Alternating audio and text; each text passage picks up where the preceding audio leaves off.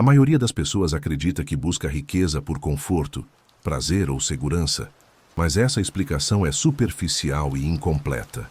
No nível mais profundo, o impulso de acumular nasce de um medo constante, silencioso e raramente admitido: o medo de perder. Não perder dinheiro apenas, mas perder status, controle, previsibilidade e, sobretudo, a sensação de estar protegido contra o futuro. A riqueza passa a funcionar como um escudo psicológico contra o desconhecido, ainda que esse escudo seja frágil e ilusório. Antes de continuar, por favor, curta o vídeo, inscreva-se no canal e comente de qual cidade ou estado que você está assistindo esse vídeo documentário. Isso ajuda muito o canal a continuar crescendo. Esse medo não surge quando a perda acontece. Ele se instala muito antes, no campo da antecipação. A mente começa a simular cenários de queda, escassez e humilhação, e cada novo bem adquirido parece oferecer um breve alívio. O problema é que esse alívio nunca é duradouro. Quanto maior o patrimônio, maior a lista de coisas que podem ser perdidas. O indivíduo não se torna mais tranquilo, torna-se mais vigilante. A vigilância constante é confundida com responsabilidade, quando na verdade é ansiedade sofisticada. A riqueza, nesse contexto, deixa de ser um meio e passa a ser uma muleta emocional. Ela não elimina o medo, apenas o adia. Cria-se a ilusão de que existe um patamar no qual a segurança será definitiva, um número suficiente, um nível de conforto inabalável. Esse ponto nunca chega. A mente se adapta rapidamente às novas condições e desloca o medo para outro lugar. O que antes parecia essencial se torna básico, e o que era luxo se transforma em necessidade psicológica. Esse mecanismo explica por que pessoas com muito continuam inquietas, defensivas e excessivamente cautelosas. Não porque lhes falte algo, mas porque passaram a depender do que possuem para sustentar sua estabilidade interna. A identidade começa a se misturar com o patrimônio. A perda deixa de ser apenas material e passa a ameaçar o próprio senso de valor pessoal. Nesse estágio, a riqueza já não protege, ela aprisiona. É nesse ponto que a filosofia estoica identifica o erro central. O problema não está em possuir coisas, mas em precisar delas para se sentir inteiro. Quando a tranquilidade depende de fatores externos, ela se torna instável por definição.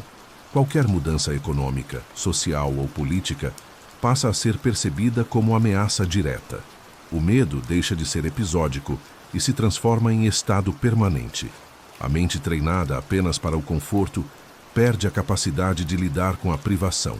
E tudo aquilo que não foi treinado se torna fonte de pânico quando finalmente acontece. O apego material, portanto, não é um sinal de amor à vida confortável, mas de despreparo para a adversidade. Quanto mais alguém tenta se blindar do desconforto, mais vulnerável se torna a ele. Esse medo oculto explica por que a simples ideia de perder status, renda ou padrão de vida gera reações desproporcionais.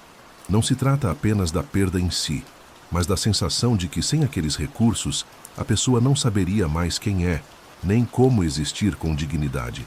A riqueza passa a ser confundida com identidade, e a identidade passa a depender de fatores externos e voláteis. A filosofia estoica parte de um diagnóstico duro, porém preciso.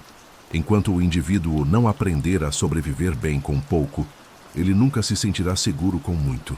A abundância nesse estado mental não é liberdade, é vigilância constante disfarçada de sucesso. Reduzir Sêneca a um filósofo que pregava simplicidade enquanto vivia cercado de riqueza é uma leitura apressada e intelectualmente preguiçosa.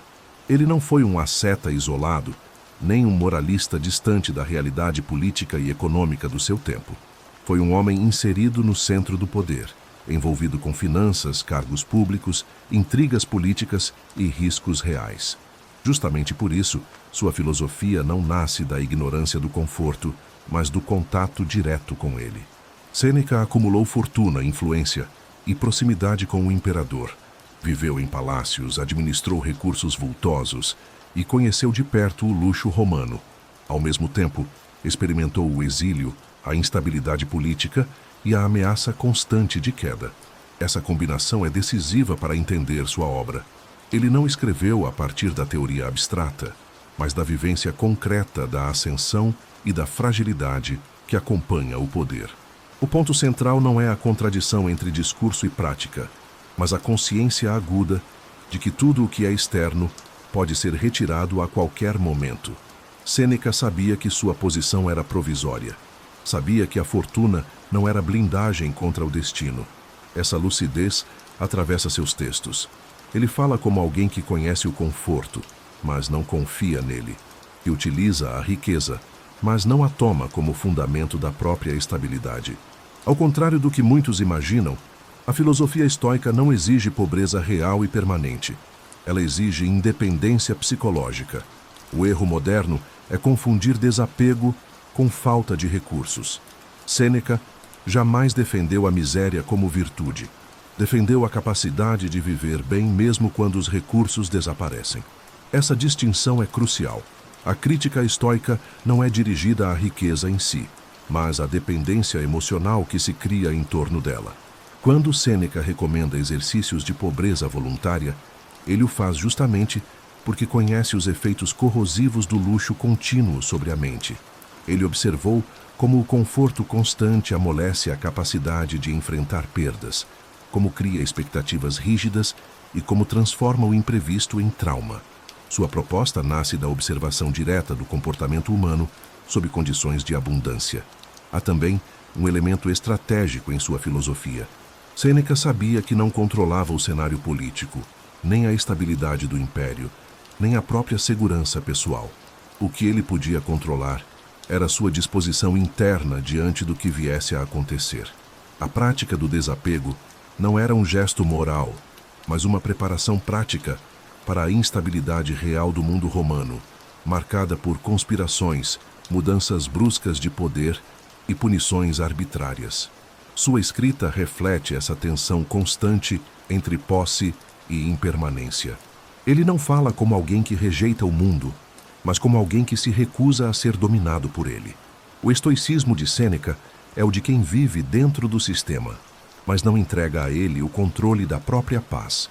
Isso exige mais disciplina do que simplesmente se afastar do conforto. Exige consciência permanente. Por isso, suas reflexões sobre riqueza têm peso específico. Não são conselhos de alguém que nunca teve, nem de alguém que romantiza a escassez. São advertências de quem viu o quanto o luxo pode fragilizar a mente quando se torna hábito e identidade.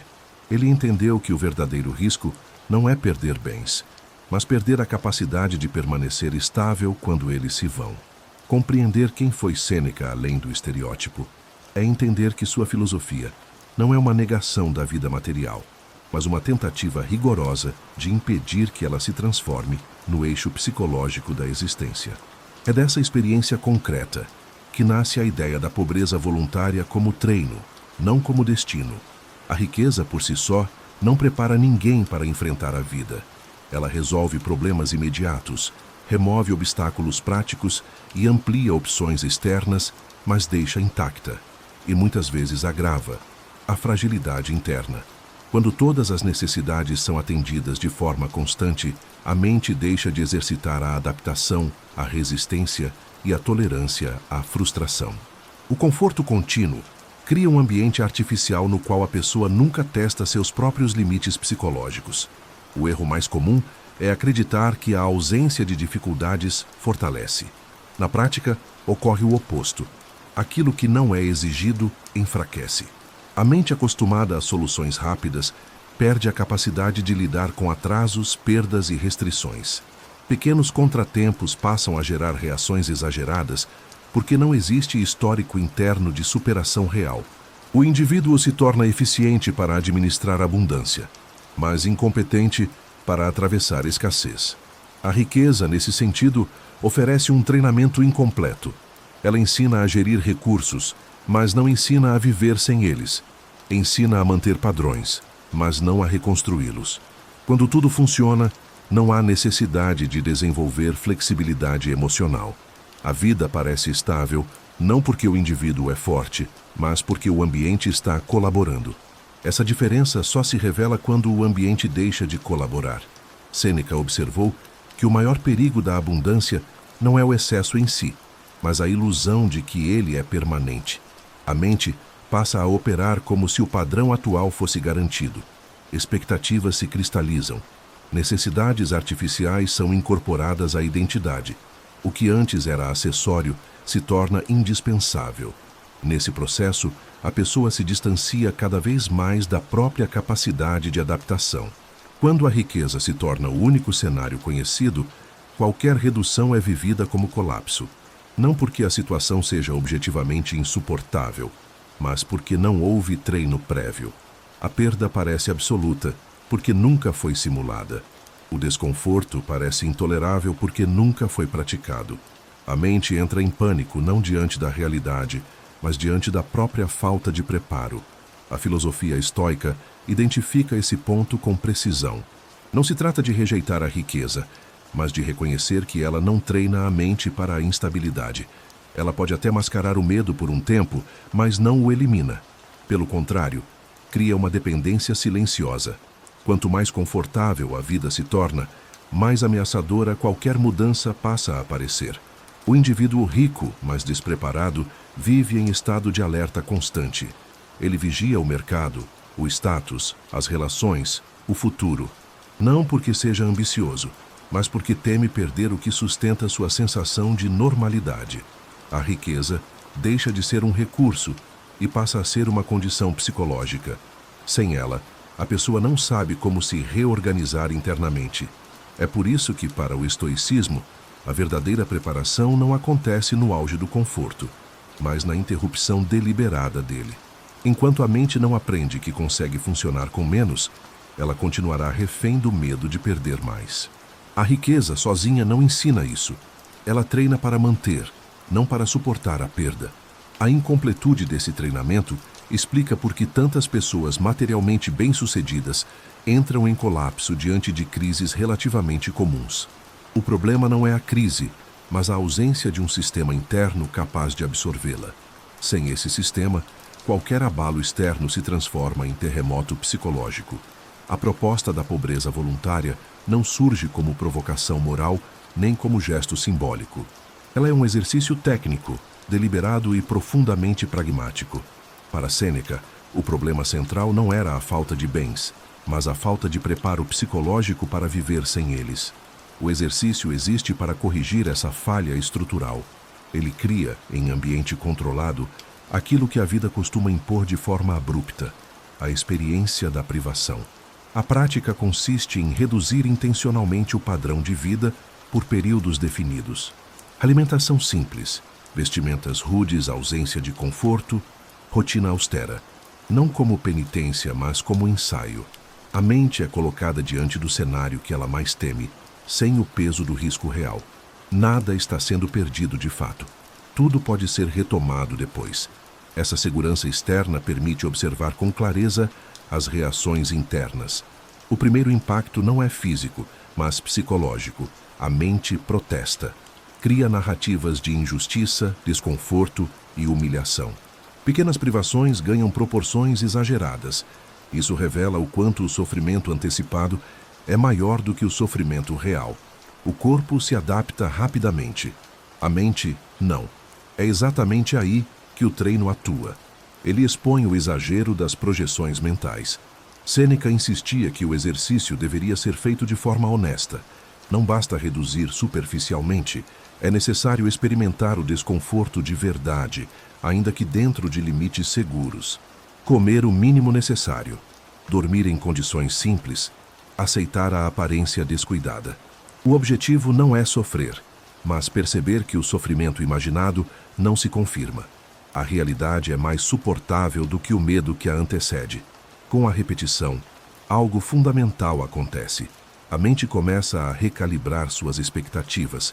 O que antes parecia intolerável passa a ser apenas incômodo. O incômodo, por sua vez, deixa de ser ameaça. Essa mudança não ocorre por convencimento intelectual, mas por evidência direta. O indivíduo descobre na prática que consegue viver com menos do que acreditava.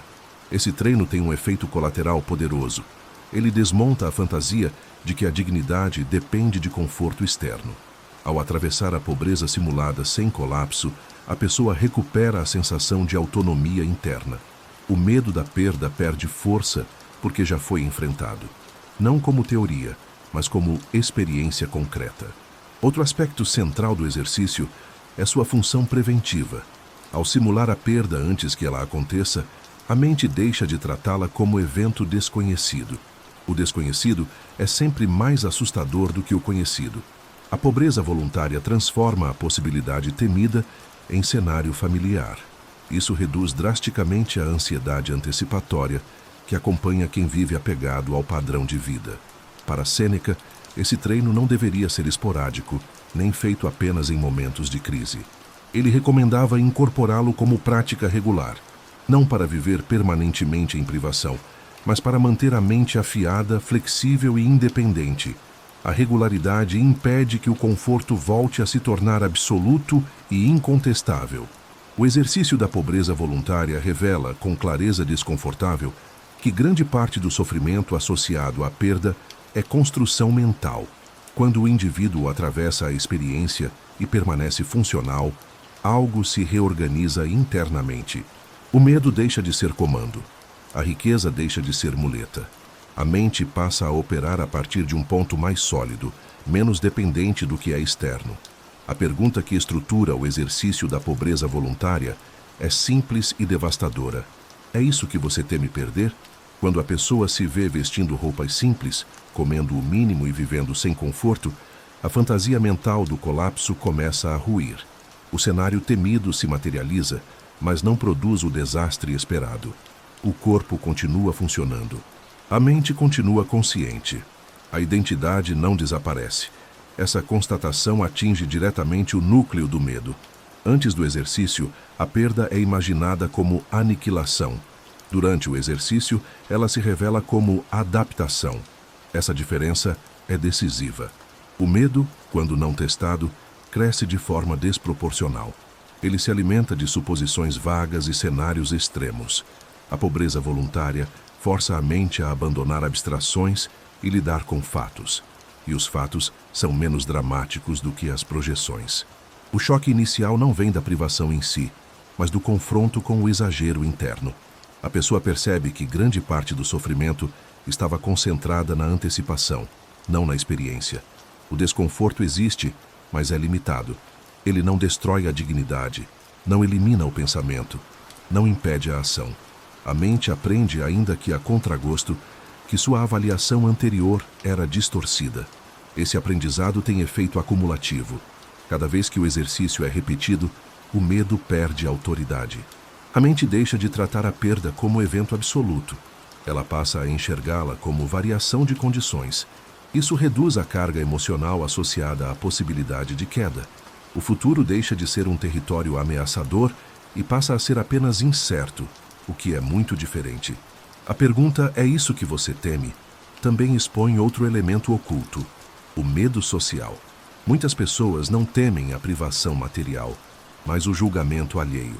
O exercício revela o quanto a identidade foi terceirizada para a aprovação externa.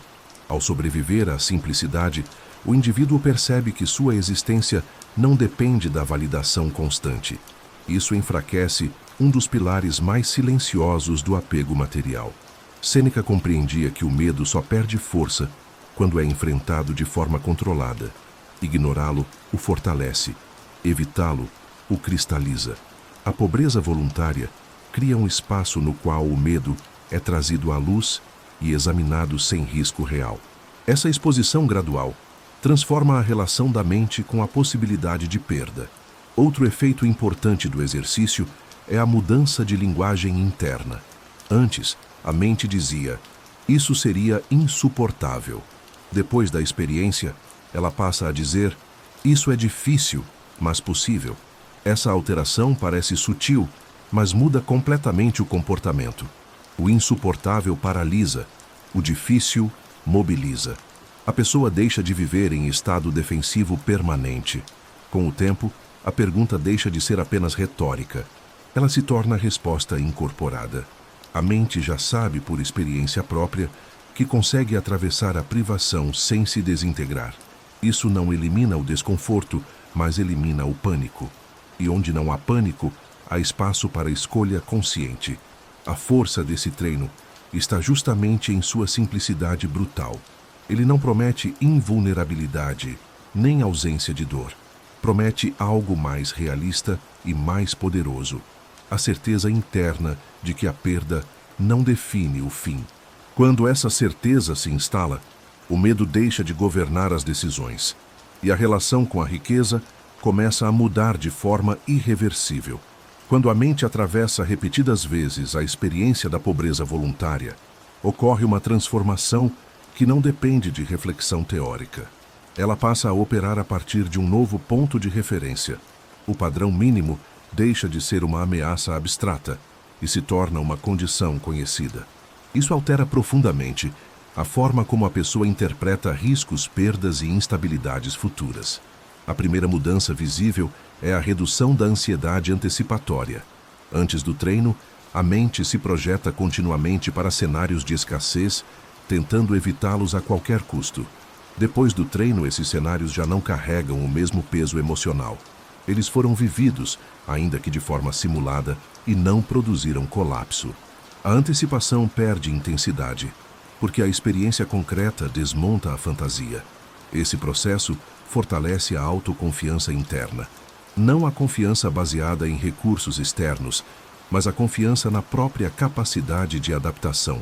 A pessoa deixa de se ver como alguém que só funciona em condições ideais. Passa a se reconhecer como alguém capaz de ajustar rotinas, expectativas e comportamento diante de restrições reais. Essa mudança não é retórica, ela se manifesta nas decisões diárias. A mente treinada para viver com pouco também se torna mais eficiente. Quando os recursos são limitados, a atenção se concentra no essencial. Distrações perdem força. O excesso deixa de ser necessário para sustentar o bem-estar.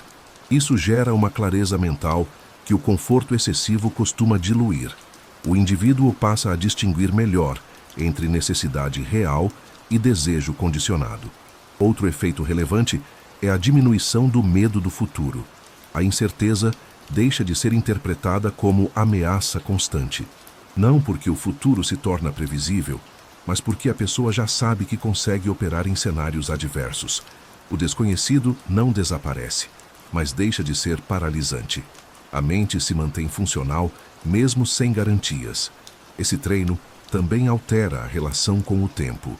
Quem depende de conforto constante vive projetado para frente, tentando assegurar a continuidade do padrão atual. Quem aprende a viver com pouco se ancora mais no presente. Não por filosofia abstrata, mas por prática. A mente não precisa correr para proteger algo frágil. Ela se torna menos reativa e mais estável. A sobrevivência com pouco não significa resignação, mas competência. O indivíduo não se torna indiferente ao conforto, mas deixa de ser governado por ele. Isso cria uma postura mais calma diante das oscilações da vida. Perdas são enfrentadas como ajustes, não como tragédias pessoais. Ganhos são vistos como recursos úteis, não como garantias emocionais. Sêneca entendia que essa mudança interna era o verdadeiro objetivo do exercício. A pobreza voluntária não serve para endurecer o corpo, mas para reorganizar a mente. Ao aprender que pode sobreviver com menos, o indivíduo se liberta da necessidade constante de proteger o excesso. A mente se torna mais leve porque carrega menos medo. Com o tempo, essa forma de operar se consolida. A pessoa deixa de reagir automaticamente a ameaças percebidas. Ela avalia, ajusta e responde. A estabilidade deixa de depender de circunstâncias externas favoráveis e passa a residir na própria capacidade de adaptação. É essa mente treinada que atravessa perdas sem desmoronar, não por força bruta, mas por preparo silencioso. O luxo contínuo não se impõe como ameaça. Ele se instala como hábito. Esse é o seu perigo central. Quando o conforto elevado se torna rotina, a mente deixa de percebê-lo como vantagem circunstancial e passa a tratá-lo como condição básica de funcionamento. O que antes era exceção vira norma. A norma, por sua vez, se transforma em exigência psicológica. Essa adaptação silenciosa cria fragilidade. Quanto mais elevado o padrão, mais estreito se torna o intervalo de tolerância. Pequenas quedas passam a ser vividas como grandes perdas. Não porque a situação objetiva seja grave, mas porque a mente perdeu contato com níveis mais simples de existência. O luxo não fortalece, ele estreita o repertório emocional. Outro efeito invisível é a dependência de estímulo. Ambientes excessivamente confortáveis oferecem constantes compensações sensoriais. A mente se acostuma a esse fluxo e passa a exigir manutenção permanente. Quando o estímulo diminui, surge inquietação.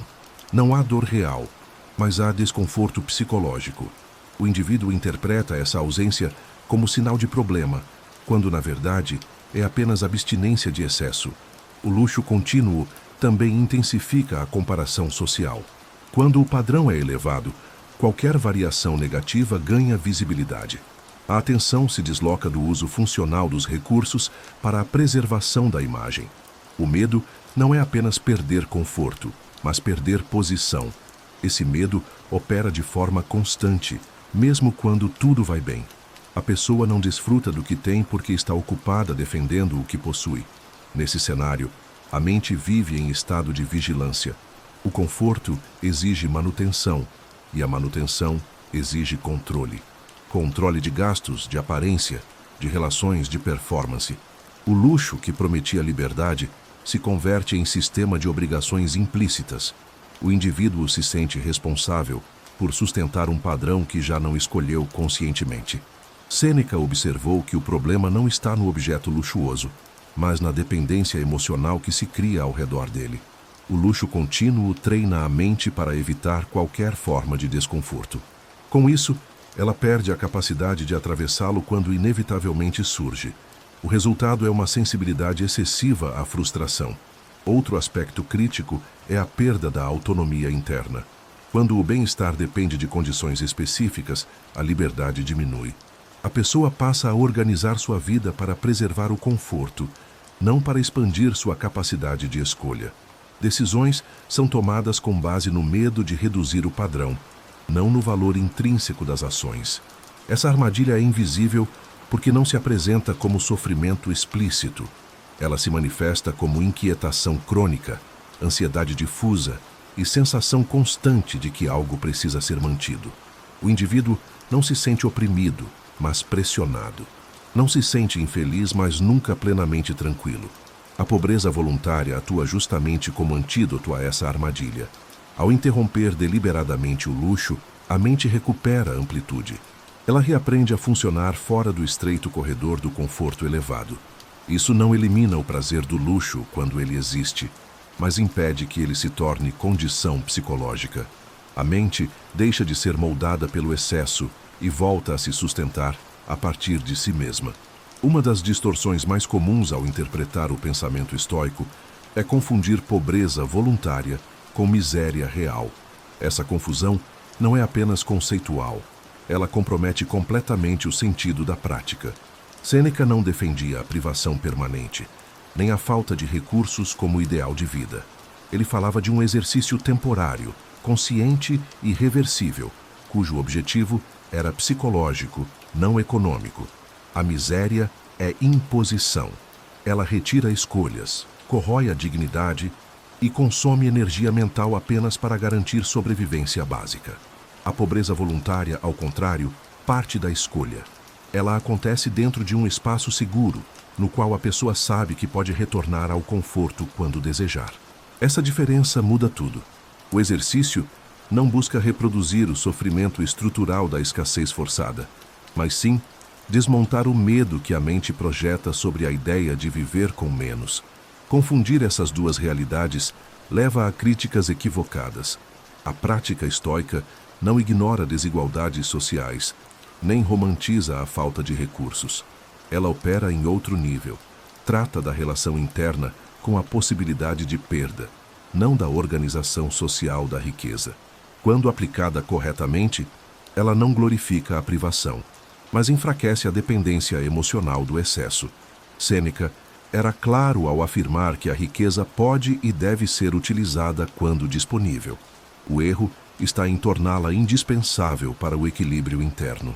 A pobreza voluntária serve para provar, na prática, que a dignidade não se dissolve com a redução do padrão de vida. A pessoa continua capaz de pensar, agir e decidir mesmo em condições simples. Essa constatação corrige um medo profundamente enraizado. Outro ponto fundamental é que o exercício não busca sofrimento, mas familiaridade.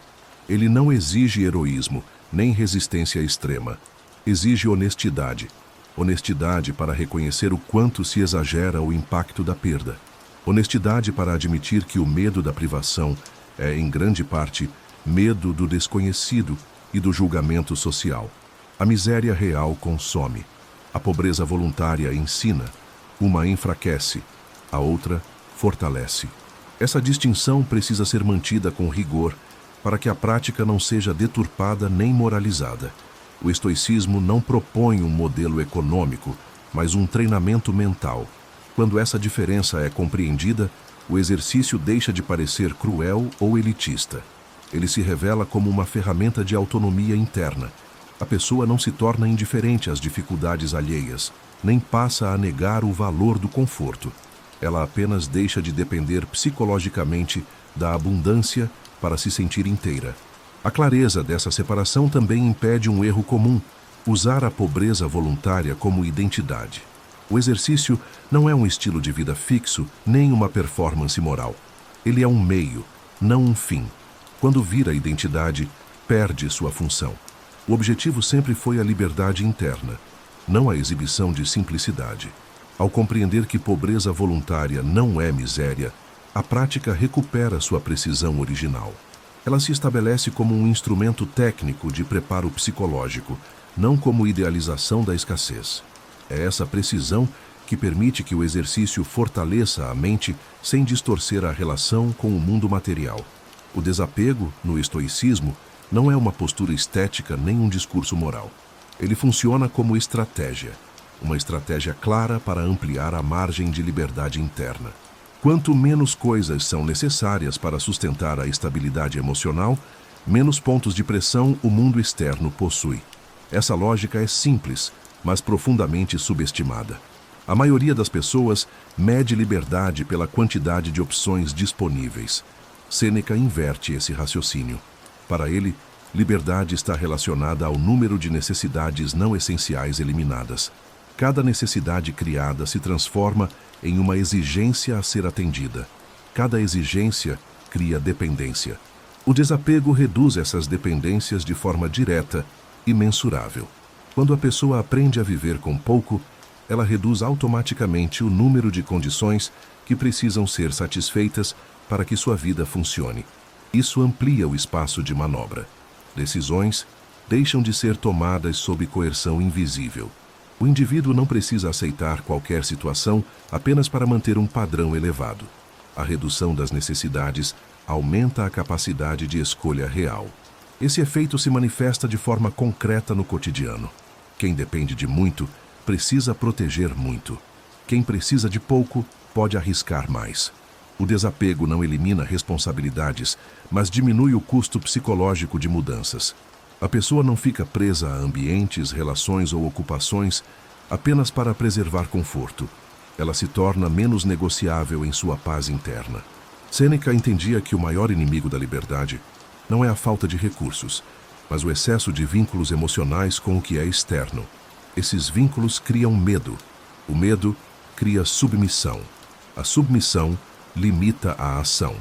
O desapego quebra essa cadeia ao retirar o medo da perda do centro das decisões.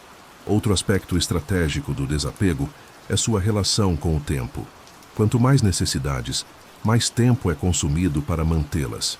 Manutenção de bens, de imagem, de status, de rotinas complexas. Ao reduzir o número de exigências, o indivíduo recupera tempo e atenção. Esses recursos passam a ser direcionados para o que realmente importa, não para a sustentação de aparências. O desapego também simplifica o pensamento. Menos coisas para perder significa menos cálculos defensivos. A mente deixa de operar em modo de proteção constante. Isso gera uma sensação de leveza que não depende de condições externas favoráveis. A pessoa não se sente rica, mas se sente livre para agir sem pânico. É importante notar que o desapego não exige abandono total dos bens. Ele exige domínio, usar sem depender, possuir sem se definir. O estoico não rejeita o mundo material, mas se recusa a entregar a ele o controle de sua tranquilidade. Essa distinção impede tanto o apego quanto o ressentimento. Como estratégia de liberdade, o desapego é silencioso. Ele não chama a atenção, não gera aplausos, não se traduz em símbolos visíveis. Seus efeitos aparecem na ausência de medo, na capacidade de recusar, na serenidade diante da instabilidade. A pessoa desapegada não precisa provar nada, ela simplesmente não está presa. Ao treinar a pobreza voluntária, o indivíduo aprende na prática essa matemática da liberdade. Menos necessidades, menos medo. Menos medo, mais escolha. Não como slogan, mas como experiência vivida. É nesse ponto que o desapego deixa de ser conceito e se torna ferramenta concreta de autonomia interna. Existe uma diferença decisiva entre possuir bens e possuir estabilidade interna. Bens podem ser acumulados, protegidos e administrados, mas nunca são definitivos. A estabilidade interna, quando construída, não depende da permanência de condições externas.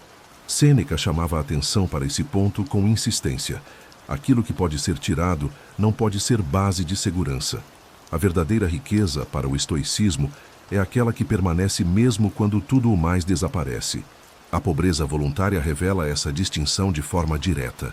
Quando o indivíduo reduz deliberadamente seu padrão de vida e continua funcional, algo fundamental se reorganiza. Ele descobre que suas capacidades essenciais não estavam nos objetos, mas nele próprio. Pensar, decidir, suportar desconforto, reorganizar rotinas, manter dignidade. Nada disso depende de abundância. Essa descoberta desloca o eixo da segurança.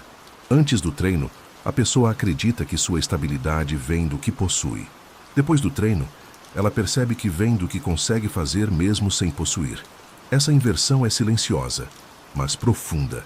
A mente deixa de tratar a riqueza material como fonte de identidade e passa a enxergá-la como recurso contingente, útil, mas não definidor. Sêneca insistia que o estoico deveria carregar consigo apenas aquilo que não pode ser confiscado pelo acaso. Habilidades internas, disciplina mental, clareza de julgamento, capacidade de suportar mudanças. Essas qualidades não são afetadas por crises externas, da mesma forma que bens e status. Elas não dependem de mercado, política ou aprovação social. A riqueza que não pode ser tirada também altera a relação com a perda. Quando o indivíduo sabe que sua base interna permanece intacta, a perda deixa de ser ameaça existencial. Ela se torna um evento administrável. Doloroso, talvez, mas não destrutivo. O medo diminui porque a mente não se sente mais à beira do colapso a cada possibilidade de mudança. Outro efeito dessa reorganização é a redução da ansiedade defensiva. A pessoa não precisa mais proteger desesperadamente tudo o que possui para preservar sua identidade. Ela se torna capaz de usar recursos sem se confundir com eles. Isso gera uma tranquilidade que não vem do controle absoluto, mas da confiança na própria capacidade de adaptação. Essa forma de riqueza também é cumulativa. Quanto mais o indivíduo treina a independência interna, mais sólida ela se torna. Cada experiência de privação atravessada sem desintegração reforça a certeza de que o essencial já está garantido. Não por contrato, mas por competência. A riqueza externa oferece conforto. A riqueza interna oferece liberdade. A primeira pode coexistir com o medo constante. A segunda reduz o medo mesmo na ausência de conforto. É por isso que Sêneca não via contradição em possuir bens enquanto treinava a pobreza. Ele entendia que o problema não está em ter, mas em precisar para ser inteiro. Ao final desse processo, algo se estabelece de forma quase imperceptível. O indivíduo deixa de viver como guardião ansioso do que possui e passa a viver como alguém que sabe que, se tudo mudar, ainda permanece capaz. Essa é a riqueza que não pode ser tomada, porque não está fora. Ela foi construída onde o acaso não alcança. Grande parte do sofrimento humano não nasce da perda em si, mas da convivência prolongada com a possibilidade de perder. O medo antecipatório se infiltra na rotina e passa a operar como pano de fundo constante. Mesmo quando nada acontece, a mente já sofre. Ela simula quedas, calcula cenários, revisita riscos. O indivíduo vive em estado de defesa permanente, reagindo a eventos que ainda não existem. Esse tipo de sofrimento é especialmente corrosivo porque não tem início nem fim claros. Diferente da dor pontual de uma perda real, o medo da perda se estende no tempo. Ele acompanha cada decisão, cada prazer, cada conquista. O que deveria ser desfrutado é vigiado. O que deveria trazer alívio gera tensão. A mente não descansa, porque está sempre protegendo algo frágil. Sêneca observou que esse medo cresce proporcionalmente ao apego. Quanto mais alguém se identifica com o que possui, mais ameaçadora se torna a possibilidade de perder. A mente passa a confundir perda material com aniquilação pessoal. Não se trata apenas de perder bens, mas de perder valor, posição, reconhecimento. O medo deixa de ser racional e se torna existencial. Esse mecanismo cria um paradoxo silencioso. A pessoa trabalha, acumula e protege para se sentir segura, mas quanto mais acumula, mais coisas surgem para proteger. A lista de ameaças se expande. A tranquilidade prometida pela riqueza nunca chega porque o medo cresce junto com ela. O sofrimento se instala antes da perda e se mantém mesmo na abundância. A pobreza voluntária atua exatamente nesse ponto. Ao expor a mente ao cenário temido de forma controlada, ela quebra a associação automática entre perda e colapso. A pessoa descobre que a perda dói, mas não destrói, que o desconforto existe, mas não paralisa. Esse aprendizado reduz drasticamente o sofrimento antecipatório. Quando o medo da perda perde força, algo fundamental muda na experiência do presente. A mente deixa de vigiar constantemente o futuro. O prazer deixa de ser ameaçado pela preocupação com sua duração. O indivíduo passa a usufruir do que tem sem o peso constante da possibilidade de perder. Não porque a perda se tornou impossível, mas porque deixou de ser absoluta. Sêneca entendia que eliminar o medo da perda não significa negar a impermanência, significa aceitá-la de forma funcional. O estoico não se ilude com estabilidade eterna. Ele se prepara para a mudança. Essa preparação transforma o medo contínuo em atenção lúcida. A mente permanece alerta, mas não ansiosa. Outro efeito importante é a redução do sofrimento imaginário. A maioria das pessoas sofre mais com o que pode acontecer do que com o que efetivamente acontece. A pobreza voluntária encurta esse sofrimento ao desmontar as fantasias de desastre. A mente passa a distinguir entre possibilidade e catástrofe. Ao enfraquecer o medo da perda, o indivíduo recupera algo essencial: presença. Ele deixa de viver dividido entre o agora e o que pode desaparecer. A vida deixa de ser constantemente adiada pelo receio do futuro. O sofrimento contínuo, alimentado pela antecipação, começa a perder espaço. Esse não é um alívio momentâneo, mas uma mudança estrutural. Quando a mente aprende que pode atravessar a perda sem se desintegrar, o medo deixa de ser comandante, ele se torna apenas informação. E quando o medo deixa de governar, o sofrimento contínuo perde sua base mais sólida. Conforto e tranquilidade costumam ser tratados como sinônimos, mas operam em planos completamente diferentes. O conforto é externo, dependente de condições materiais específicas. A tranquilidade é interna, resultado de uma relação estável com a realidade, seja ela favorável ou não. Confundir esses dois estados é uma das principais fontes de frustração nas sociedades orientadas pelo consumo. O conforto exige manutenção constante. Ele depende de renda, acesso, infraestrutura, previsibilidade. Quando essas variáveis oscilam, o conforto se rompe rapidamente. A tranquilidade, ao contrário, não exige que o mundo permaneça estável. Ela exige apenas que a mente esteja preparada para lidar com instabilidade. Essa diferença explica por que pessoas muito confortáveis podem viver inquietas, enquanto outras com pouco mantêm serenidade funcional. Sêneca identificava que o conforto excessivo enfraquece a tranquilidade porque treina a mente para depender de condições específicas. A pessoa passa a associar bem-estar à presença contínua de certos estímulos. Quando eles faltam, surge angústia. Não porque algo essencial foi perdido, mas porque a mente não sabe mais operar fora daquele padrão. A tranquilidade estoica não é ausência de desconforto. É ausência de pânico diante do desconforto. Ela não promete prazer constante, mas estabilidade emocional diante da variação.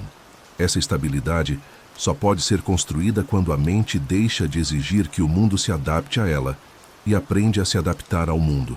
A pobreza voluntária atua como ferramenta de separação entre esses dois estados. Ao reduzir deliberadamente o conforto, o indivíduo observa se a tranquilidade permanece. Quando percebe que consegue manter clareza, dignidade e funcionalidade, mesmo sem conforto, a mente aprende uma lição decisiva. O bem-estar não estava no ambiente, mas na postura interna. Essa distinção muda a forma como as pessoas organizam suas prioridades. Em vez de buscar incessantemente condições externas ideais, elas passam a investir na capacidade interna de atravessar condições imperfeitas. O foco se desloca da otimização do ambiente para o fortalecimento da mente. Outro aspecto importante é que o conforto pode coexistir com inquietação constante. A tranquilidade, não.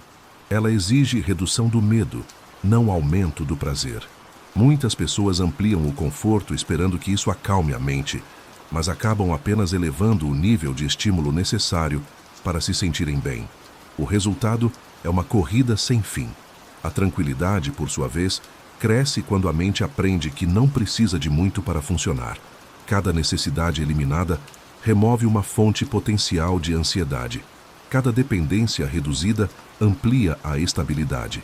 Esse processo não torna a vida pobre, mas a torna mais leve. Sêneca via a tranquilidade como o verdadeiro critério de sucesso interno. Não a ausência de problemas, mas a capacidade de permanecer inteiro diante deles. O conforto pode ser desfrutado quando existe, mas não deve ser confundido com o fundamento da paz. Quando essa confusão é desfeita, a relação com os bens materiais se torna mais equilibrada. Ao final, a diferença entre conforto e tranquilidade deixa de ser conceitual e se torna vivida. O indivíduo aprende que pode perder conforto sem perder a si mesmo. Essa constatação altera profundamente a forma como ele lida com escolhas, riscos e mudanças, deslocando a busca daquilo que acalma momentaneamente para aquilo que sustenta de forma duradoura. O ideal estoico não é o de um homem invulnerável às perdas, mas o de alguém que não se desintegra quando elas acontecem. Existe uma diferença profunda entre sofrer e colapsar.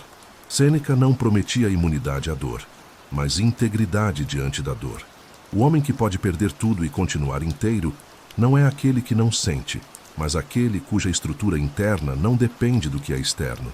Esse ideal se constrói lentamente, por meio de treino deliberado. A pobreza voluntária não elimina o impacto emocional da perda, mas impede que ela atinja o núcleo da identidade.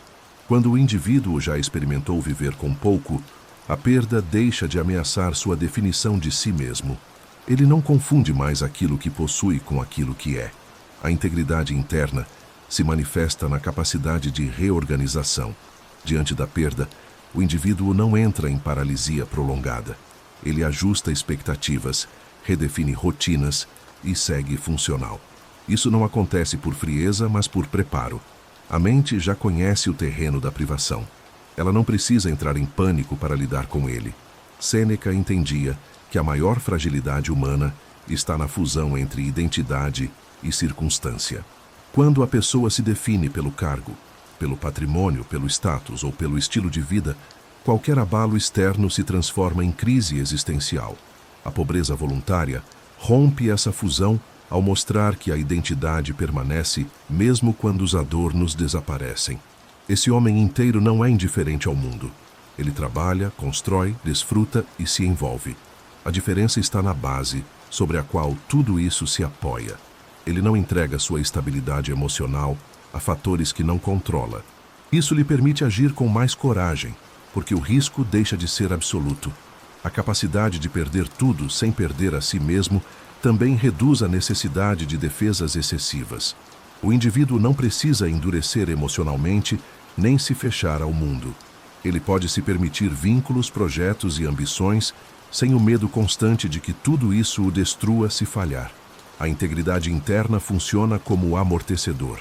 Outro efeito dessa postura é a redução da reatividade. Quem teme a perda reage de forma exagerada a qualquer sinal de ameaça. Quem já enfrentou a possibilidade de perder reage com mais precisão. Ele avalia, responde e ajusta, em vez de se desesperar. A mente não é tomada pelo pânico, porque sabe que sobreviverá. Esse ideal estoico não exige heroísmo permanente. Ele exige coerência. Coerência entre o que se valoriza internamente e o que se utiliza externamente. O homem inteiro não despreza bens, mas não se define por eles. Ele reconhece seu valor instrumental, não identitário. Ao longo do tempo, essa integridade se torna visível na postura diante da vida. A pessoa não se agarra com desespero, nem se retrai por medo. Ela se move com mais liberdade, porque não está tentando proteger algo frágil o tempo todo. A possibilidade de perder deixa de ser ameaça constante e passa a ser apenas uma condição da existência. Ser capaz de perder tudo e continuar inteiro não é um estado místico, nem uma conquista súbita. É o resultado acumulado de treinos silenciosos, escolhas conscientes e desapego funcional. É nesse ponto que a filosofia de Sêneca deixa de ser teoria e se torna estrutura interna real, capaz de sustentar o indivíduo quando o mundo deixa de colaborar. A promessa moderna é direta e sedutora: mais dinheiro trará mais liberdade. Essa ideia se repete em discursos, planos de vida e justificativas pessoais, mas raramente é examinada com rigor. O erro não está em reconhecer que o dinheiro amplia opções práticas, mas em acreditar que ele resolve o problema central da liberdade humana. Quando essa crença não é questionada, ela produz exatamente o efeito contrário ao esperado. O dinheiro amplia escolhas externas, mas não garante autonomia interna. Sem preparo psicológico, cada novo nível de renda cria novas dependências. O padrão de vida se eleva, as necessidades se multiplicam e a margem de manobra diminui. O indivíduo passa a precisar manter um fluxo constante para sustentar aquilo que agora considera básico. A liberdade prometida se transforma em obrigação contínua. Esse processo é progressivo e quase imperceptível. No início, o aumento de renda traz alívio, depois traz manutenção. Em seguida, traz vigilância. A mente passa a calcular riscos, proteger posições e evitar quedas. A liberdade deixa de ser vivida como possibilidade e passa a ser defendida como patrimônio. O medo da perda ocupa o espaço que deveria ser ocupado pela tranquilidade. Outro erro comum é confundir poder de compra com liberdade de escolha real. Muitas decisões continuam sendo tomadas por coerção invisível. Aceitar trabalhos indesejados, permanecer em ambientes desgastantes, tolerar relações vazias, tudo para não reduzir o padrão conquistado. O dinheiro, nesse caso, não liberta, condiciona. Ele define o que pode e o que não pode ser perdido. A filosofia estoica identifica essa armadilha com clareza. Enquanto a liberdade estiver condicionada à manutenção de um nível externo específico, ela será frágil. Qualquer ameaça a esse nível será percebida como ameaça à própria identidade. A pessoa não escolhe mais com base no que considera justo ou necessário, mas no que preserva sua estrutura material. Buscar liberdade exclusivamente através do dinheiro também desloca o foco do treino interno. O indivíduo investe tempo e energia em acumular recursos, mas não investe em fortalecer a mente para lidar com a instabilidade. Quando o inesperado acontece, ele descobre que possui meios, mas não possui preparo. A sensação de liberdade se dissolve rapidamente. A pobreza voluntária expõe esse erro ao inverter a lógica. Ao reduzir deliberadamente o padrão de vida, a pessoa testa sua liberdade sem dinheiro extra. Se ela continua capaz de decidir, agir e se manter inteira, descobre que a liberdade não estava no volume de recursos, mas na redução das dependências. Essa descoberta desmonta a crença central do discurso moderno. Isso não implica rejeitar o dinheiro, mas reposicioná-lo. Ele deixa de ser fim e passa a ser ferramenta. A liberdade deixa de ser algo a ser comprado e passa a ser algo a ser construído. O dinheiro pode ampliar o alcance dessa liberdade, mas não pode criá-la do zero. O erro moderno persiste porque é confortável. Ele oferece uma meta clara e mensurável. Mais renda, mais segurança, mais liberdade. O problema é que essa equação ignora o fator psicológico. Sem desapego, o aumento de recursos apenas desloca o medo para um patamar mais alto. A prisão se torna mais confortável, mas continua sendo prisão. Quando esse erro é reconhecido, a relação com o dinheiro muda de natureza. Ele deixa de ser promessa de salvação e passa a ser instrumento contingente. A liberdade deixa de depender da permanência de condições ideais e passa a residir na capacidade interna de viver bem mesmo quando elas mudam.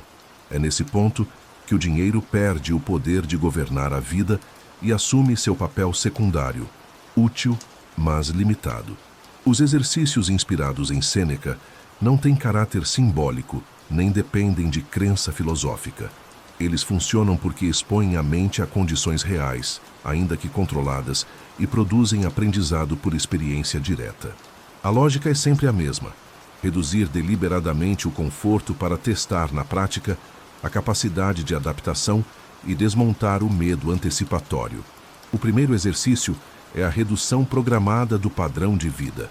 Não se trata de improviso, mas de decisão clara. Durante um período definido, a pessoa limita gastos, simplifica a alimentação e reduz estímulos. O objetivo não é economia financeira, mas observação psicológica. O foco está nas reações internas. Onde surge ansiedade? Onde surge resistência? Onde surgem narrativas de perda? Esse mapeamento revela dependências invisíveis. O segundo exercício envolve a alimentação simples. Comer o mínimo necessário, sem variedade, sem prazer elaborado. Esse exercício atinge diretamente a expectativa de recompensa constante. A mente reage com inquietação desproporcional, o que expõe o quanto o prazer foi confundido com necessidade. Com o tempo, o corpo se ajusta rapidamente, enquanto a mente aprende que consegue funcionar sem estímulo contínuo. Outro exercício central é a simplicidade material visível. Vestir-se de forma funcional, sem preocupação estética, por um período determinado. Esse ponto revela o medo do julgamento social. A pessoa percebe que grande parte do apego material não está ligada ao conforto físico, mas à necessidade de validação externa. Ao atravessar esse desconforto sem colapso, algo se reorganiza na relação com a própria imagem. Há também o exercício da interrupção do controle. Abrir mão temporária de conveniências que oferecem sensação de domínio absoluto sobre o ambiente. Menos planejamento, menos otimização, mais adaptação. Esse exercício expõe a ansiedade associada à previsibilidade. A mente aprende que não precisa controlar tudo para permanecer estável. Sêneca recomendava que esses exercícios fossem feitos em momentos de estabilidade, não em crises. A razão é clara. O treino funciona porque não há risco real. A mente sabe que pode retornar ao conforto. Isso permite enfrentar o desconforto sem entrar em modo de sobrevivência. O aprendizado acontece porque há margem de segurança externa, mesmo quando a experiência interna é desafiadora. Outro elemento importante é a repetição. Um exercício isolado produz impacto limitado. A prática regular consolida a mudança. Cada repetição reduz a intensidade da reação emocional. O desconforto perde o caráter de ameaça e se torna apenas variação. A mente deixa de tratar a privação como evento extraordinário. Esses exercícios não exigem radicalismo nem abandono permanente do conforto. Exigem honestidade. Honestidade para reconhecer o quanto a mente exagera o impacto da perda. Honestidade para enfrentar pequenas privações sem dramatização. O ganho não está na intensidade, mas na consistência. Com o tempo, os efeitos se acumulam. A pessoa passa a distinguir melhor entre o que é realmente necessário e o que foi incorporado por hábito ou pressão social. Decisões se tornam mais livres porque menos coisas precisam ser protegidas. A vida se organiza em torno de capacidades internas, não de condições externas. Os exercícios práticos inspirados em Sêneca Funcionam porque transformam filosofia em treino. Eles não pedem adesão intelectual, apenas execução. Ao atravessar a simplicidade de forma consciente, o indivíduo descobre algo que nenhuma teoria entrega sozinha: a certeza interna de que consegue viver bem com menos. Essa certeza altera permanentemente a relação com o medo, com a riqueza e com a liberdade. Quando o desejo diminui, algo inesperado acontece. A mente fica mais silenciosa. Esse silêncio não é vazio, nem apatia. É a ausência de ruído interno gerado por necessidades artificiais. Grande parte da agitação mental cotidiana não vem de problemas reais, mas da pressão constante para satisfazer desejos que se multiplicam sem cessar. Ao reduzir esses desejos, o volume do ruído cai. O desejo excessivo fragmenta a atenção. Cada nova necessidade cria uma pequena urgência. Mesmo quando satisfeita, ela abre espaço para outra. A mente vive pulando de expectativa em expectativa, raramente repousando. O conforto elevado, longe de acalmar, intensifica esse processo. Quanto mais estímulos disponíveis, mais a mente se acostuma a ser estimulada para se sentir viva. A pobreza voluntária interrompe esse ciclo ao reduzir drasticamente as fontes de desejo. Menos opções, menos escolhas, menos expectativas. No início, isso gera desconforto. A mente protesta contra a ausência de estímulo. Com o tempo, porém, algo se ajusta. A atenção deixa de ser puxada constantemente para fora e começa a se estabilizar. Esse silêncio não é imposto. Ele emerge naturalmente quando a mente não precisa mais correr atrás de gratificações contínuas. O indivíduo percebe que grande parte da inquietação era produzida internamente, não pelas circunstâncias. Ao reduzir o desejo, ele não perde vitalidade, ele perde dispersão. Sêneca observava que o desejo constante cria dependência emocional. A mente passa a precisar de movimento para não entrar em desconforto. Quando esse movimento é interrompido, surge ansiedade. A pobreza voluntária força a mente a atravessar esse ponto sem recorrer a compensações imediatas. O silêncio que surge depois não é ausência de vida, mas reorganização. Com menos desejos ativos, o pensamento se torna mais claro. Decisões deixam de ser reações impulsivas e passam a ser escolhas ponderadas. O indivíduo não precisa mais negociar consigo mesmo a cada instante. Isso reduz o cansaço mental, muitas vezes confundido com falta de energia. Outro efeito importante é a mudança na percepção do tempo. Quando o desejo diminui, o tempo deixa de ser percebido como algo a ser preenchido constantemente. A mente suporta melhor a ausência de estímulo. Momentos simples deixam de parecer vazios. Essa tolerância ao silêncio interno é uma forma de liberdade raramente reconhecida. O silêncio também reduz a ansiedade social. Muitas comparações nascem do desejo. Desejo de parecer, de possuir, de acompanhar. Quando o desejo diminui, a comparação perde força. A pessoa não precisa mais se medir o tempo todo. Isso cria uma sensação de espaço interno que não depende de isolamento, mas de desapego. Esse estado não é permanente nem absoluto. O desejo não desaparece. Ele se torna mais seletivo.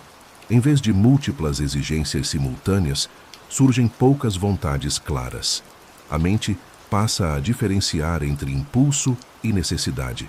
Esse filtro reduz drasticamente o ruído interno.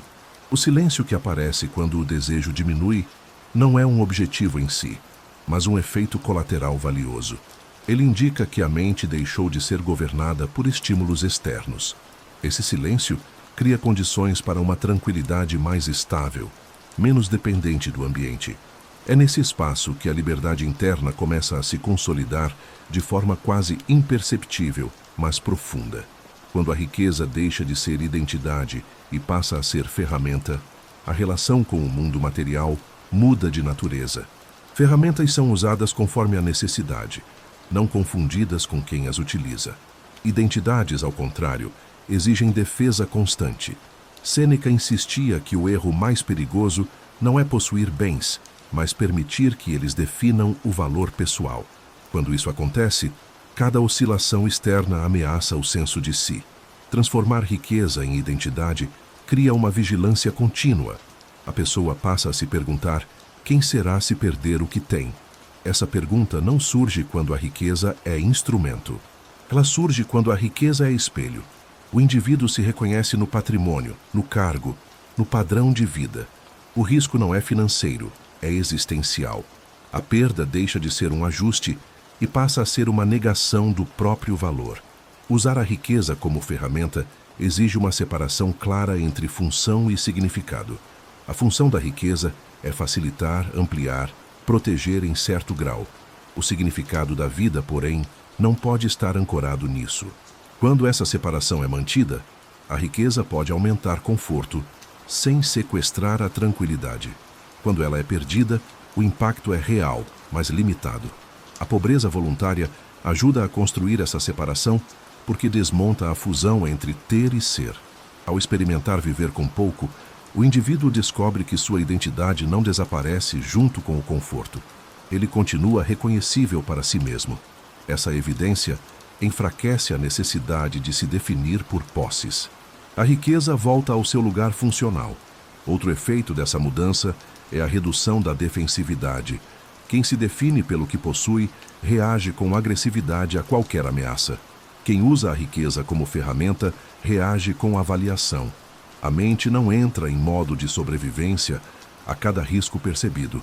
Isso melhora decisões financeiras, profissionais e relacionais, porque o medo deixa de distorcer o julgamento. Sêneca observava que a identidade baseada em bens é instável por definição.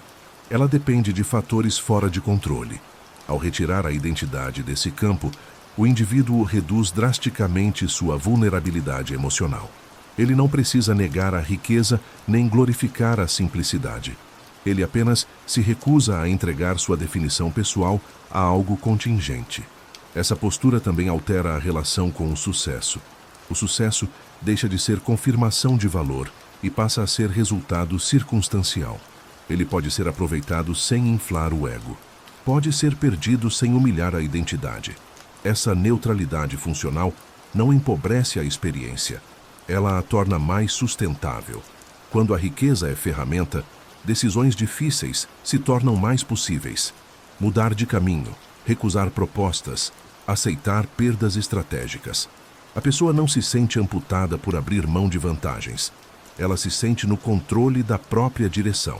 A liberdade cresce não porque há mais recursos, mas porque menos coisas são indispensáveis. Essa distinção também protege contra o ressentimento. Quem se define pelo que tem, tende a se ressentir quando perde. Quem usa a riqueza como instrumento, ajusta e segue. A energia mental não fica presa ao passado. Ela se desloca para a adaptação presente. Ao final, tratar a riqueza como ferramenta é uma disciplina contínua, não uma decisão pontual. Ela exige treino, vigilância interna e disposição para simplificar quando necessário. O ganho é claro. A vida deixa de ser um projeto de manutenção de identidade externa e passa a ser um campo de ação mais livre. A riqueza permanece útil, mas perde o poder de dizer quem a pessoa é. O mundo não falha por ser instável. Ele é instável por natureza. O erro humano está em viver como se a estabilidade fosse garantida. Sêneca entendia que a maior parte do sofrimento surge quando o imprevisível encontra uma mente despreparada. O treino da pobreza voluntária existe para corrigir exatamente esse descompasso entre expectativa e realidade. O imprevisível não se manifesta apenas em grandes catástrofes. Ele aparece em mudanças econômicas, rupturas profissionais, perdas de relações, crises de saúde. Esses eventos não são exceções raras, mas componentes recorrentes da vida. Quem nunca treinou para lidar com restrição, reage a eles como se fossem anomalias intoleráveis. O choque é amplificado pela surpresa. A pobreza voluntária introduz o imprevisível de forma controlada. Ao reduzir deliberadamente o conforto, o indivíduo se expõe a uma versão administrável da instabilidade. Ele aprende a reorganizar rotinas, expectativas e prioridades sem entrar em colapso. Essa experiência cria um repertório interno que será acionado quando a instabilidade real surgir. O treino também corrige a ilusão de controle. Muitas pessoas acreditam que controlam suas vidas porque mantêm um padrão estável. Na verdade, apenas operam em um ambiente temporariamente favorável. Quando esse ambiente muda, o controle se revela ilusório. O treino estoico não promete controle absoluto, mas prepara para a perda dele. Outro efeito importante é a redução da surpresa emocional. O indivíduo treinado não reage com choque desproporcional diante da mudança. Ele reconhece a instabilidade como parte do jogo. Isso não elimina o impacto, mas impede que ele se transforme em desorientação prolongada. A mente se mantém operacional mesmo sob pressão. Sêneca via o treino como forma de antecipar o pior sem viver no pior. Essa antecipação não é pessimismo, mas realismo funcional. Ao simular a perda, a mente deixa de tratá-la como evento inimaginável. O imprevisível se torna familiar o suficiente para ser enfrentado com clareza. Esse preparo também melhora a tomada de decisão em ambientes incertos. Quem nunca treinou a restrição tende a tomar decisões defensivas, baseadas no medo de perder conforto. Quem já enfrentou a privação consegue avaliar riscos com mais precisão. Ele sabe que a queda não significa fim. Isso amplia a capacidade de agir de forma estratégica. O treino para o imprevisível também reduz a dependência de garantias externas. A pessoa não precisa mais de promessas absolutas para se sentir segura.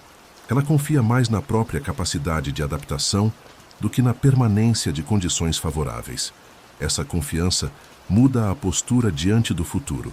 Sêneca não defendia a vida em constante alerta, mas a vida em constante prontidão. Prontidão não é ansiedade, é preparação. O indivíduo treinado não espera o pior, mas está apto a enfrentá-lo. Isso libera energia mental, porque não é mais necessário vigiar o futuro obsessivamente. Ao preparar a mente para o imprevisível, a pobreza voluntária cumpre uma função que nenhum acúmulo material consegue cumprir. Ela constrói resiliência real, baseada em experiência, não em esperança. Quando o inesperado acontece, o impacto existe, mas não paralisa. A mente já sabe que consegue atravessar a instabilidade sem perder a própria integridade. A paz interna não é compatível com dependências não reconhecidas. Sempre que a tranquilidade depende da manutenção de condições externas específicas, ela se torna negociável. O indivíduo passa a ceder, ajustar princípios e tolerar situações que despreza apenas para preservar aquilo que sustenta seu equilíbrio emocional. Sêneca identificava nesse ponto a perda silenciosa da liberdade. Quem precisa de muito precisa proteger muito. Essa necessidade cria barganhas constantes. Aceitam-se pressões. Silencia-se diante do que incomoda. Adia-se decisões necessárias. A paz deixa de ser estado interno e passa a ser moeda de troca. O indivíduo não escolhe mais com base no que considera correto, mas no que evita perturbações externas. A pobreza voluntária atua como ruptura desse mecanismo. Ao aprender que consegue permanecer estável mesmo com menos, a pessoa reduz drasticamente o número de situações nas quais sua paz pode ser usada contra ela. Menos necessidades significam menos pontos de coerção. A tranquilidade deixa de depender de aprovação, status ou conforto elevado. O homem livre, nesse sentido, não é o que evita conflitos a qualquer custo, mas o que não teme perder o que não é essencial. Ele pode recusar propostas, encerrar relações desgastantes e mudar de direção, sem sentir que está colocando sua estabilidade em risco. Essa liberdade não vem da ausência de desafios, mas da ausência de chantagem emocional exercida pelas próprias dependências. Sêneca observava que muitos chamam de prudência, aquilo que na verdade é medo de perder conforto. A pessoa acredita estar sendo racional, quando está apenas protegendo sua zona de segurança psicológica.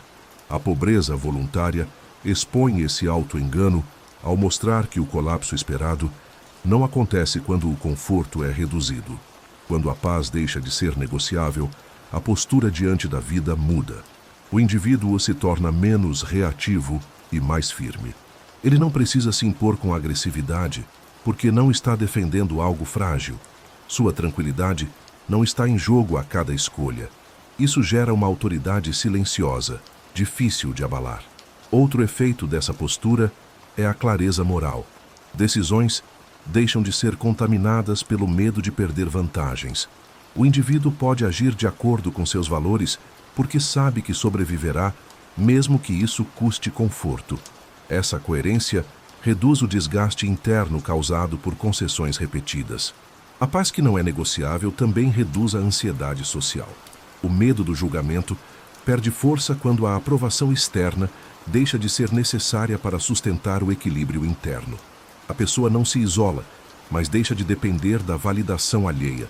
Isso cria relações mais honestas e menos utilitárias. Sêneca via essa condição como um dos sinais mais claros de liberdade real.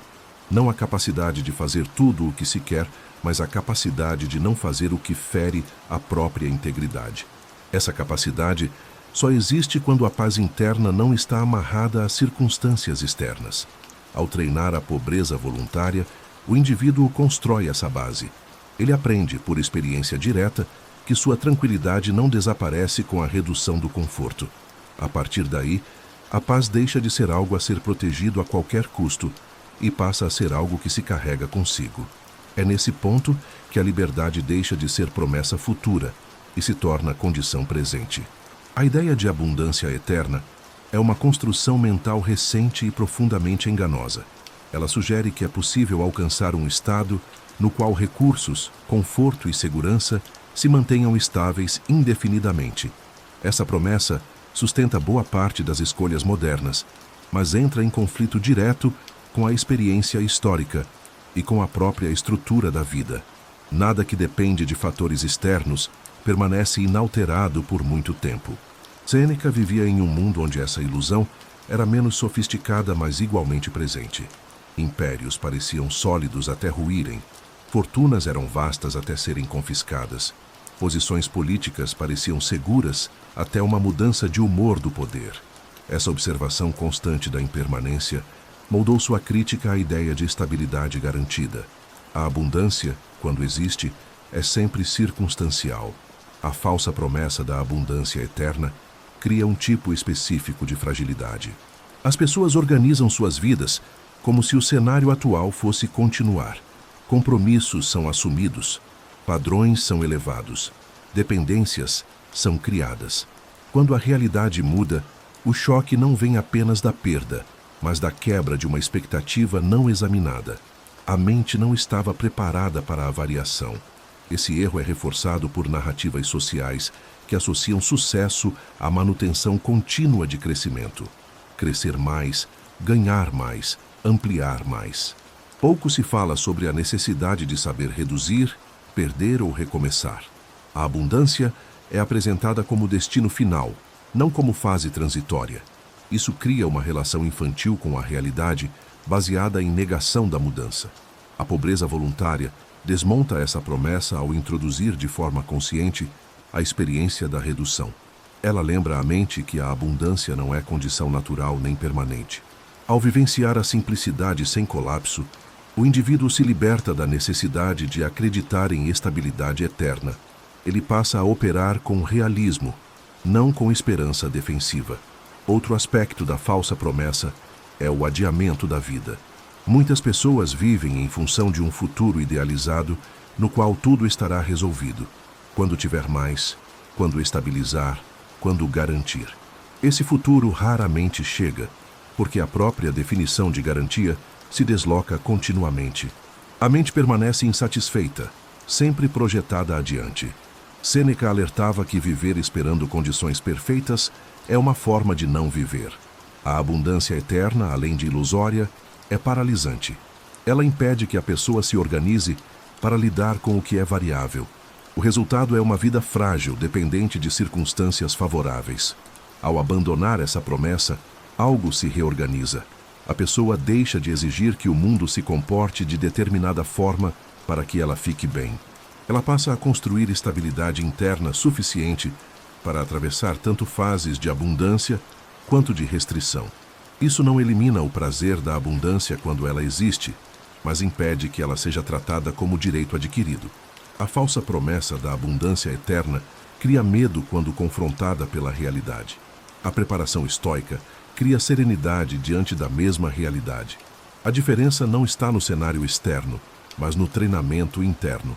Ao aceitar que nada externo é definitivo, o indivíduo se liberta da necessidade de garantir o impossível. Esse deslocamento não gera pessimismo, gera sobriedade. A vida deixa de ser uma tentativa constante de congelar condições favoráveis e passa a ser uma prática contínua de adaptação. A abundância deixa de ser promessa e passa a ser ocasião. Quando vem, é usada. Quando vai, não leva junto a estrutura interna. É nesse ponto que a mente deixa de depender de ilusões para se manter em equilíbrio. A simplicidade não é ausência de recursos, nem recusa do progresso. Ela é redução deliberada de complexidade desnecessária. Do ponto de vista psicológico, essa redução tem efeitos profundos e mensuráveis. Cada elemento a menos na vida cotidiana diminui o número de decisões, expectativas e riscos percebidos. A mente privada de excessos passa a operar com mais clareza. Grande parte do desgaste mental moderno não vem de grandes tragédias, mas da acumulação de microexigências. Objetos, compromissos, padrões e estímulos criam uma rede de manutenção contínua. Mesmo quando nada dá errado, essa rede consome atenção. A simplicidade corta fios invisíveis. Ao fazer isso, ela libera energia cognitiva que antes era usada apenas para sustentar o excesso. Sêneca compreendia que a mente humana tem limites claros de processamento. Quando esses limites são constantemente pressionados, surge ansiedade difusa. Não é necessário um problema específico para que a mente se sinta sobrecarregada. Basta o acúmulo de demandas pequenas e constantes. A simplicidade atua como alívio estrutural, não como fuga. Ao reduzir escolhas supérfluas, a pessoa diminui o cansaço decisório. Menos opções significam menos comparações, menos arrependimentos potenciais, menos dúvidas recorrentes. Isso não empobrece a vida. Pelo contrário, torna as escolhas restantes mais conscientes. A atenção deixa de ser pulverizada e passa a se concentrar no que realmente importa. Outro valor psicológico da simplicidade é a previsibilidade interna, não do mundo, mas da própria reação ao mundo. Quando a vida é simples, a mente sabe melhor como responder a mudanças. As rotinas são flexíveis, não rígidas. A adaptação acontece com menos fricção porque há menos elementos a serem reorganizados. A simplicidade também reduz a sensação de urgência permanente. Em ambientes complexos, tudo parece demandar atenção imediata. Em contextos simples, a mente aprende a tolerar pausas. Essa tolerância reduz a ansiedade basal, aquela que não está ligada a nenhum evento específico, mas a sensação constante de estar atrasado em relação à própria vida. Sêneca via a simplicidade como forma de autodefesa psicológica, não contra o mundo, mas contra o excesso que o próprio indivíduo cria. Ao simplificar, a pessoa não se torna menos capaz, mas menos vulnerável. Menos coisas podem dar errado, menos coisas precisam ser protegidas, menos perdas são possíveis. Esse valor psicológico se manifesta também na relação com o erro. Em uma vida simples, erros são mais fáceis de corrigir. Eles não desencadeiam cascatas de consequências. Isso reduz o medo de agir. A pessoa se arrisca mais porque sabe que o custo da falha é administrável. A simplicidade amplia a margem de tentativa. Importante notar que a simplicidade estoica não é pobreza estética nem minimalismo performático. Ela não exige aparência específica, exige funcionalidade. Tudo o que permanece precisa ter propósito claro. O que não serve à vida prática ou à estabilidade interna é questionado. Esse critério elimina excessos sem criar rigidez ideológica. O valor psicológico da simplicidade está em sua capacidade de devolver à mente um ritmo mais humano. Menos pressão, menos comparação, menos manutenção. A vida deixa de ser um projeto de gestão contínua de complexidade e passa a ser um campo mais direto de ação e adaptação. É nesse ambiente que a tranquilidade se torna mais provável, não por magia, mas por design consciente. A perda só é vivida como ameaça absoluta, quando a mente não concebe continuidade após ela. O medo não está no evento em si, mas na ideia de que algo essencial será destruído de forma irreversível. Sêneca compreendia que esse medo nasce da falta de treino. Aquilo que nunca foi enfrentado se transforma em fantasma. A pobreza voluntária existe para transformar o fantasma em experiência concreta. Quando o indivíduo atravessa a redução deliberada do conforto e permanece funcional, algo decisivo acontece. A perda deixa de ocupar o lugar de ruptura total e passa a ser entendida como transição. Isso não significa que ela se torne indiferente ou indolor, mas que deixa de ser interpretada como fim.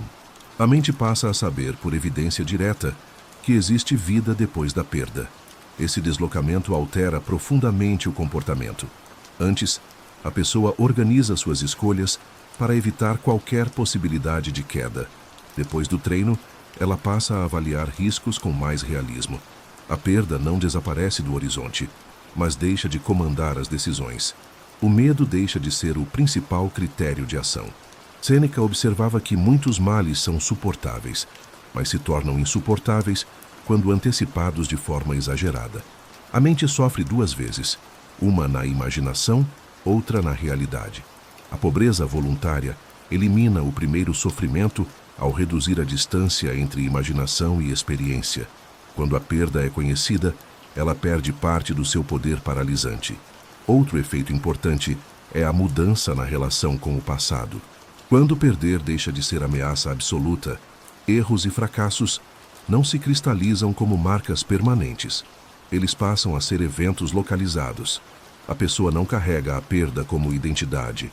Ela a integra como parte da trajetória. Isso reduz o peso psicológico do arrependimento. A perda também deixa de ser instrumento de controle externo. Muitas pressões funcionam porque exploram o medo de perder algo específico. Quando esse medo enfraquece, a capacidade de coerção diminui. O indivíduo não se sente mais encurralado por ameaças veladas. Ele recupera margem de decisão, mesmo em contextos adversos. Sêneca entendia que aceitar a possibilidade da perda não é resignação, mas libertação. O estoico não busca garantir que nada será perdido.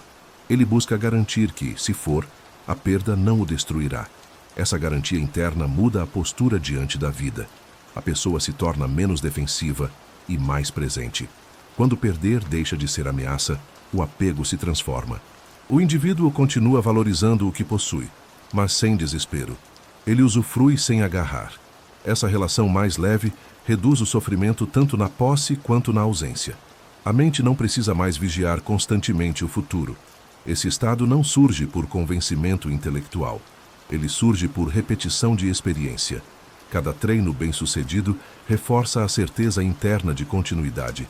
A perda deixa de ser abismo e passa a ser terreno conhecido, ainda que desconfortável. Isso não elimina o impacto emocional, mas elimina o colapso. Ao chegar nesse ponto, a vida deixa de ser organizada em torno da prevenção absoluta da perda.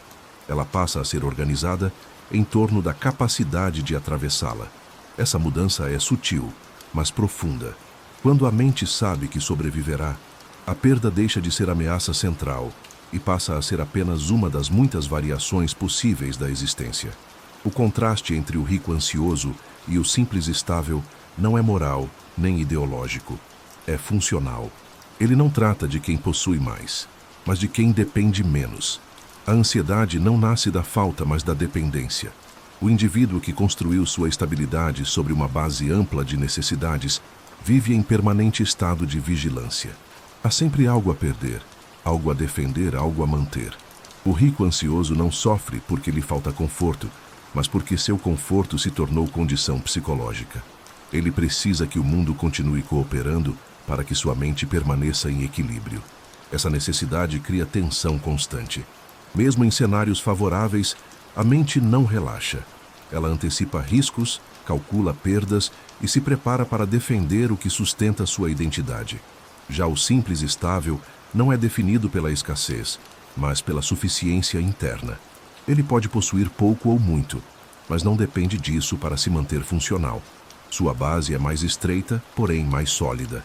Menos coisas precisam dar certo para que sua vida continue coerente. Essa diferença altera completamente a experiência cotidiana. O rico ansioso tende a confundir movimento com progresso. Ele está sempre ajustando, protegendo, otimizando. A mente raramente repousa porque está ocupada em garantir continuidade.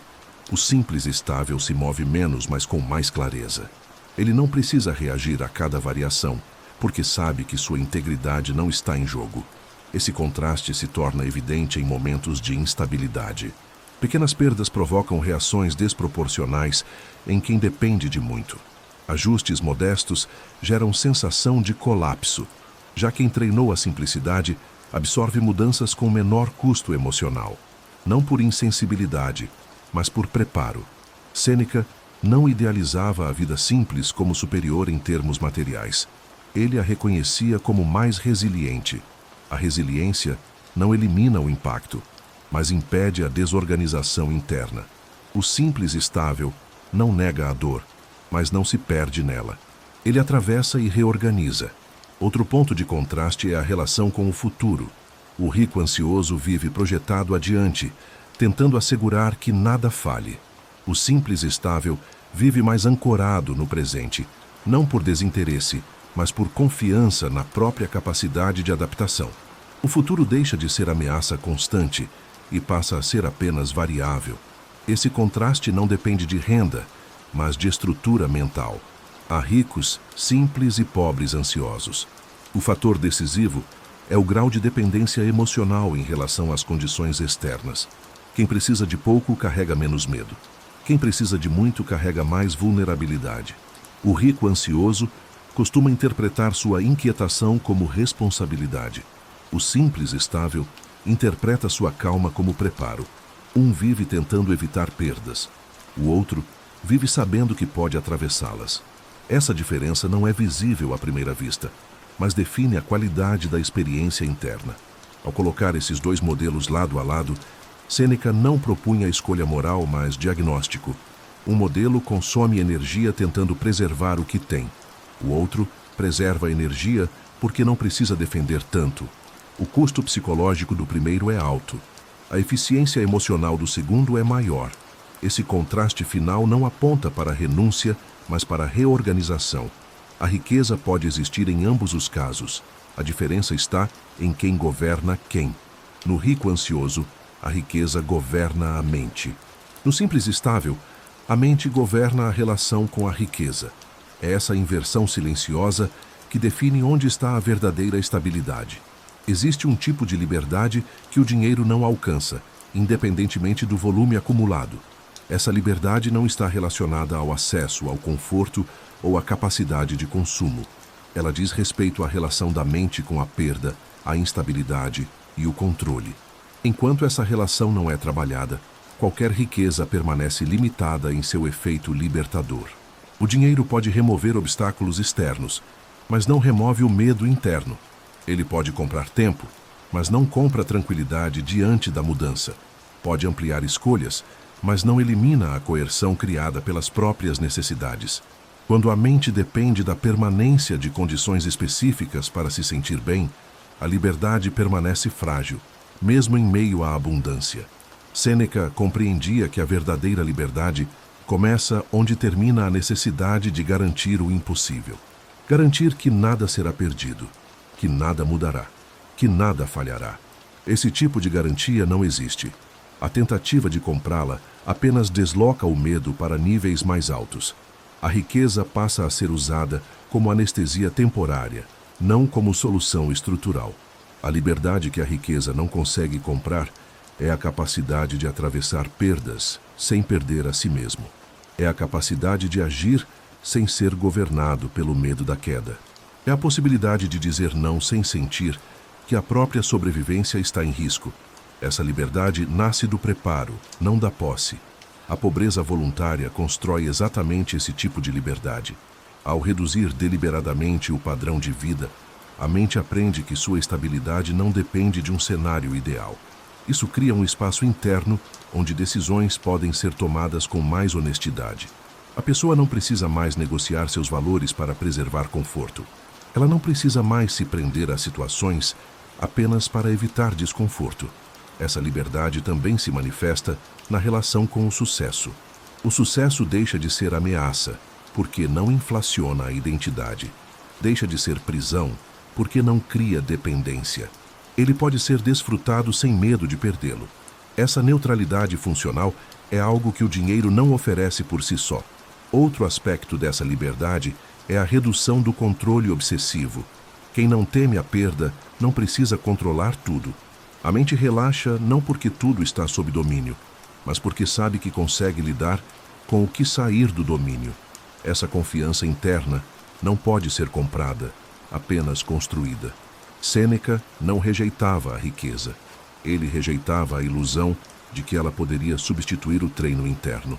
A riqueza amplia possibilidades, mas não resolve a relação com o acaso. A liberdade real exige aceitação da instabilidade e preparo para ela. Sem isso, qualquer abundância permanece condicionada. Quando essa liberdade se instala, algo muda na postura diante da vida. O indivíduo não vive tentando blindar o futuro.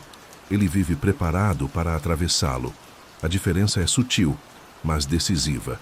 Um vive em defesa, o outro vive em prontidão. A liberdade que a riqueza não consegue comprar é silenciosa. Ela não se exibe em símbolos externos.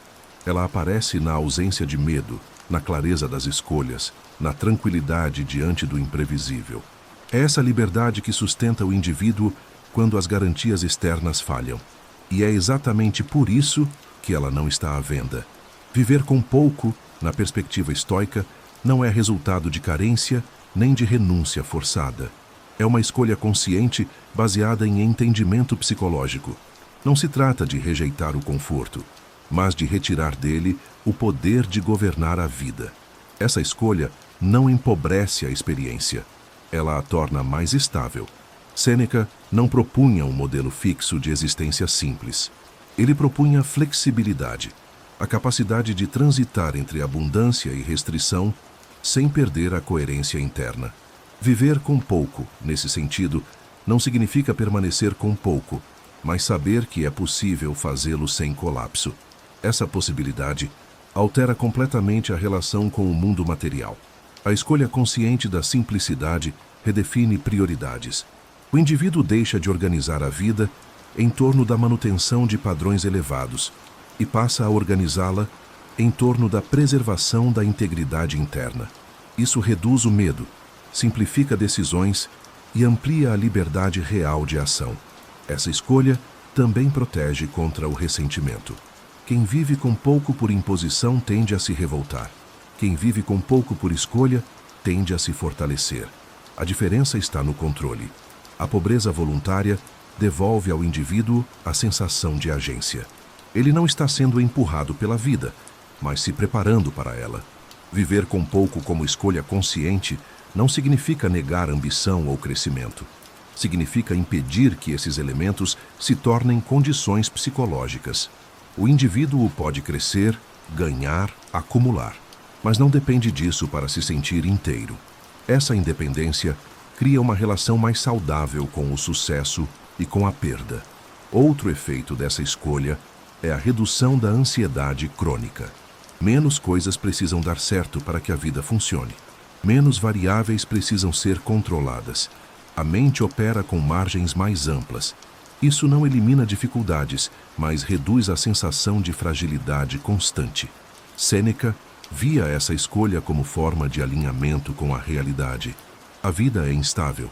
O futuro é incerto. A perda é possível. Ignorar esses fatos cria sofrimento desnecessário. Preparar-se para eles cria resiliência.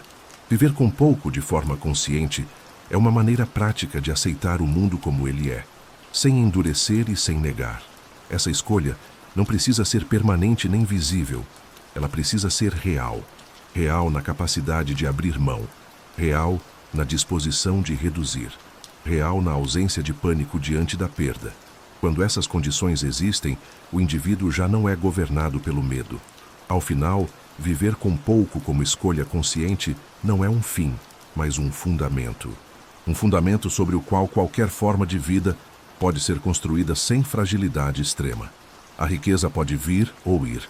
As condições podem mudar, O que permanece é a capacidade interna de atravessar essas mudanças sem se perder.